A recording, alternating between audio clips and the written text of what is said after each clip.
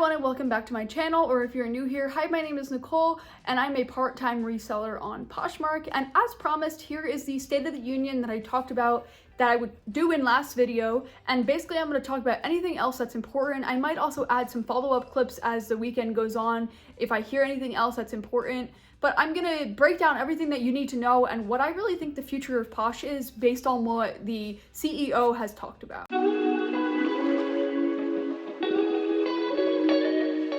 So to start out the State of the Union, Manish had basically talked about how he started Poshmark and why he started Poshmark, mainly because he wanted to figure out a way to sell stuff that he had, but then also, you know, people in his life could use that. So he created it with, I think, a couple of his friends, and ever since it's just been a way for people to sell things and then also buy things to sell. And he talked about how Silicon Valley is basically where he conceptualized Poshmark, but it's also where all the major tech things have been, conceptualized, such as Tesla, autonomous driving, iPhones, and Androids. They've all been conceptualized in that area. So it's really fitting that the last Poshfest that he is the CEO for is in like that general area. And I think that's like why they kind of chose this location, because they knew that he was going to be stepping down and they wanted his last one to be kind of like close to home. And he basically talked about how the whole premise of Poshmark is that fashion kind of circles around. So he made a joke talking about how like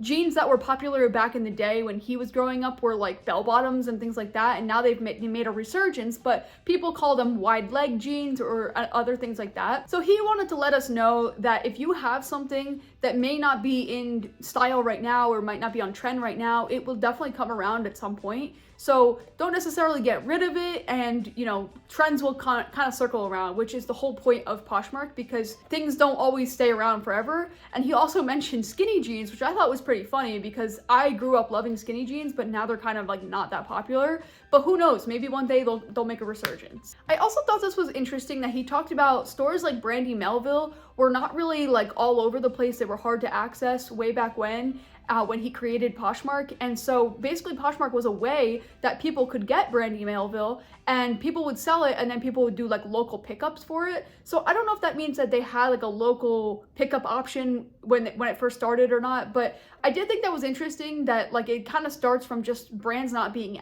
accessible all over, but nowadays you can find any brand anywhere. It's not that hard, and there's a lot of stores and stuff, so it's just interesting to see how far Poshmark has come, or fashion has come, in the last 10 to 15 years. And another one that they would easily source on Poshmark because it wasn't easy to find in stores, or just in general because there wasn't a lot of stores, was H&M, which I also think is funny now because both of those brands are very saturated store-wise and also just on Poshmark. So it's funny to think that those are the stores that really were, big and innovative to Poshmark in the beginning. And he talked about how not only is fashion making a resurgence, or fashion brands and fashion styles are making a resurgence, but also certain brands such as like Gap. Gap is really getting up there and it's kind of making a comeback. So it's really just reaching those new velocities and kind of coming with new styles that people are wanting. And the next thing that he talked about is he was mentioning that Posh is always thinking of ways that they can serve us as a community, since we are kind of what makes the platform go. I also didn't realize that Poshmark was only an app for a long period of time,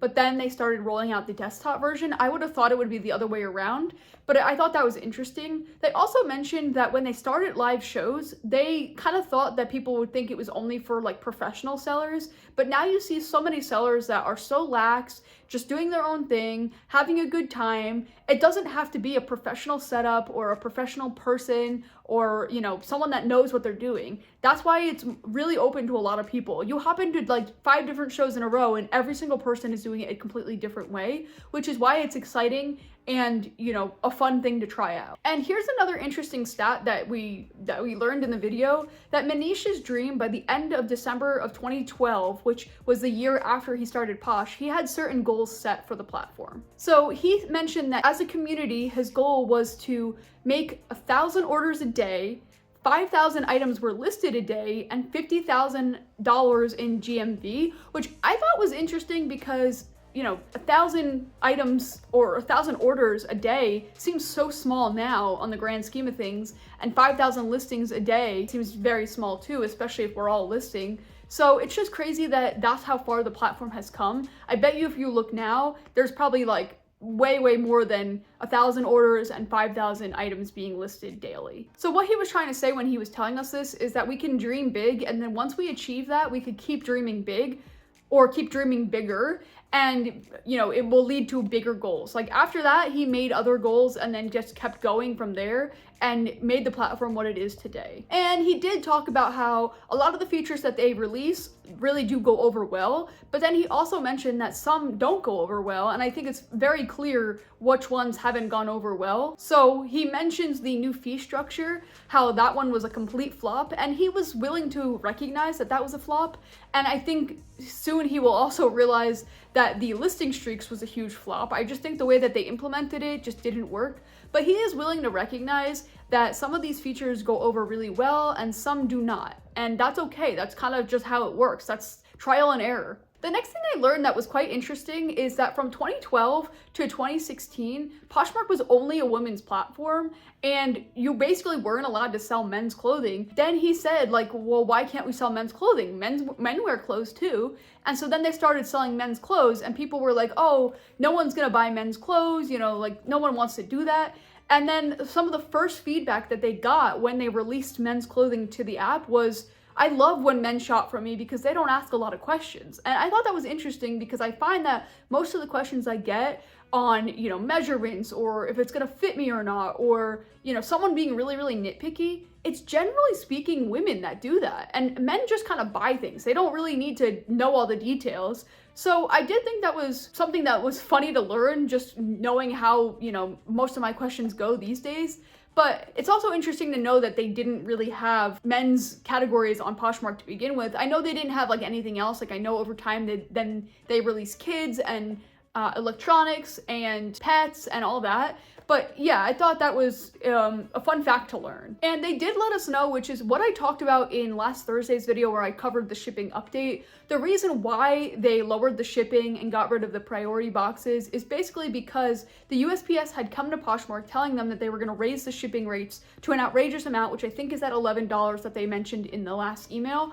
And Poshmark just didn't want that. So they decided, well, we're going to come up with a better solution. So they came up with a lower price point, but that also kind of meant, well, something else has to give.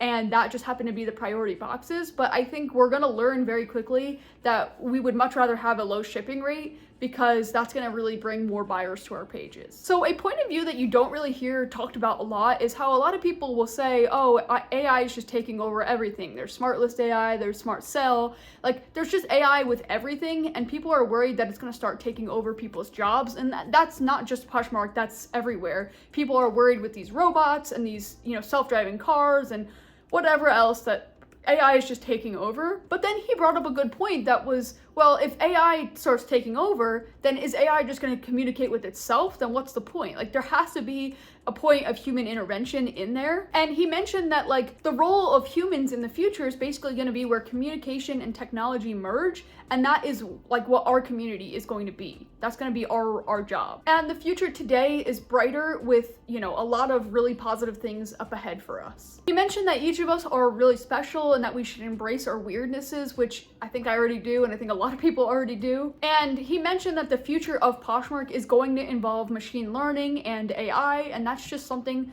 that we have to get on board with because that's not going away. But in time, it should get better and it should get easier to use. And it's important to understand that that could actually make your business grow. So it's important to embrace it. So then he started talking about this whole spiel about how in order to grow, we need to let go and like all this stuff. I was like, what are we learning here? But basically he was trying to say that that's why he's leaving the platform, because he needed to let go in order for him to grow as a person and as, a CEO and a founder. He needed to move on with his life, but he's not moving on completely because he's still going to be around, but he just needed to be able to take on other things and he needed to be able to let go to do that. So I think this could also apply to the priority boxes thing. Maybe we just need to let go of those in order for us to grow our businesses and maybe actually have more success, because the shipping price is lower, or this could apply to anything. He's basically just letting us know that don't be afraid to say no and let go of something, because another door will actually open and it might actually lead you to more growth. And it kind of put perspective into my mind of like, well, there's a lot of things that I could probably let go of in my life that would actually help me have a better life or a more clear life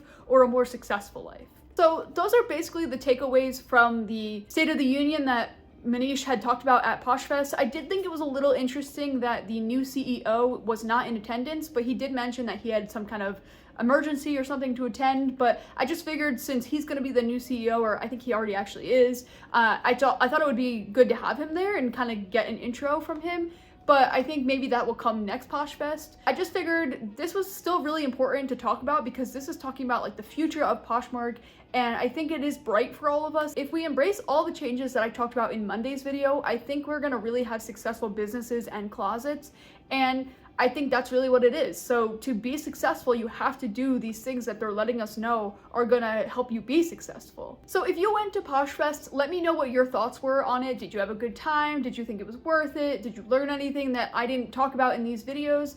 Or if you didn't go to Poshfest and you are learning all this information for the first time, what are you most excited about when it comes to these features, the hackathon, or the State of the Union and the future of Posh? What are you really looking forward to the most? Are you looking forward to certain features, or are you looking forward to just like certain changes that are going to be made? I'm curious what your thoughts are. Do you think these are better changes that they've made in the past? Or, you know, what are your still biggest pain points? I mean, there's still a lot of pain points that I find, but what are the biggest pain points that you have that you think Poshmark should work on going forward? So let me know all of that down below. I would love to hear from you guys what your thoughts are and basically what you thought of the announcements this year. If you missed Monday's video where I talked about all those new features, you could click right here. And if you missed the video where I talk about the shipping, covers everything that you need to know about the shipping update, the lowering price, what boxes you can use, all of that, all the dates that are important, you could click right here. But until next time, I will see you then.